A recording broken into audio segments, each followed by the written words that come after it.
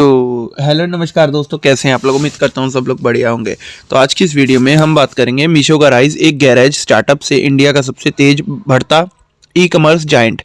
ठीक है, एक टाइम था जब इंडिया का ई कॉमर्स दो ही नामों पर टिका हुआ था, अमेजोन और फ्लिपकार्ट।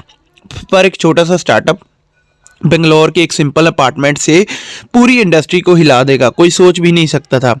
आज Meesho 100 plus million users, crore seller और बिलियन ऑर्डर्स के साथ इंडिया का फास्टेस्ट ग्रोइंग ई कॉमर्स बन चुका है।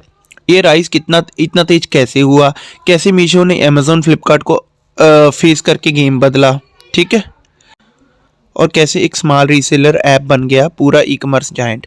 चलिए दोस्तों, शुरू करते हैं मीशो का हिस्टोरिक राइज। मीशो का बर्थ एक देसी आइडिया, फाउंडर्स 2015 विदित अतारे and Sanjeev बरनावल।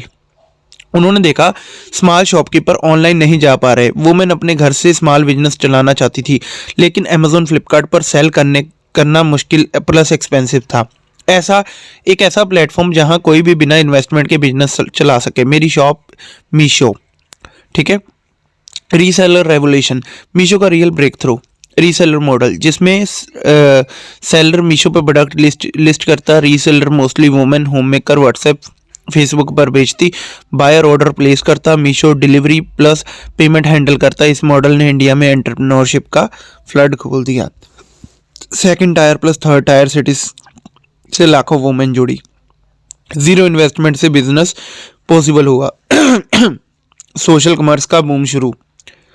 Early challenges, investors ने मना कर दिया। जब फाउंडर इन्वेस्टर के पास गए तो उन्होंने कहा ये मॉडल स्केल नहीं होगा, वुमेन रीसेल सीरियस बिजनेस नहीं चलाएंगी, व्हाट्सएप कॉमर्स इम्पॉसिबल है। पर मीशो ने छोटा डाटा पॉइंट ऑब्जर्व किया करके मॉडल प्रूफ किया, और फाइनली फर्स्ट सीड इन्वेस्टमेंट मिल गई। फिर ग्रोथ हुई। भारत को टारगेट किया मीशो ने, ठीक है, इंडिया को नहीं।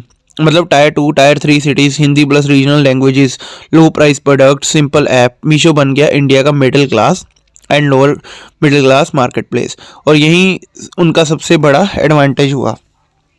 Cheap delivery plus logistic plus breakthrough. Meesho को चैलेंज था fast delivery, low delivery charge, seller everywhere.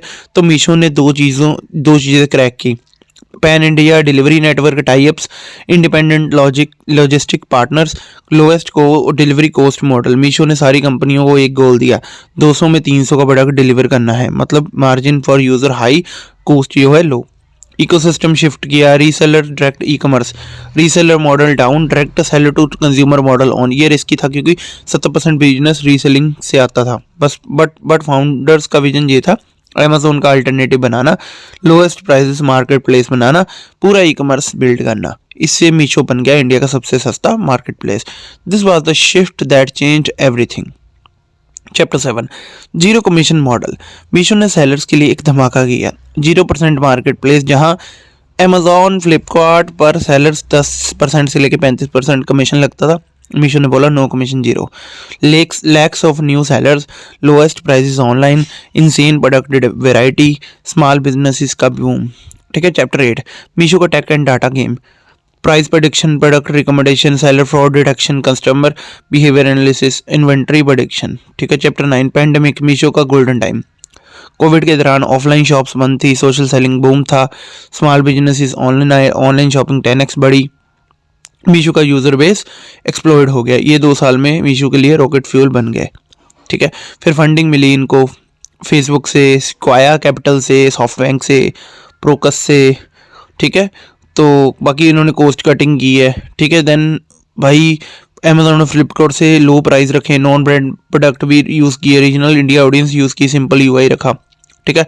अब करंट स्टेटस इनका क्या है, थर्ड लार्जेस्ट ई कॉमर्स है, लैक्स ऑफ सेलर है, डोजन्स ऑफ कैटेगरीज है, बिलियन लेवल ऑर्डर्स है, रैपिड एआई अडॉप्शन है। ठीक है। तो ये था मीशो की केस स्टडी। मीशो की कहानी एक प्रूफ है कि अगर आप कॉमन इंडिया के लिए प्रोडक्ट बनाते हो तो सक्सेस गारंटेड होती है।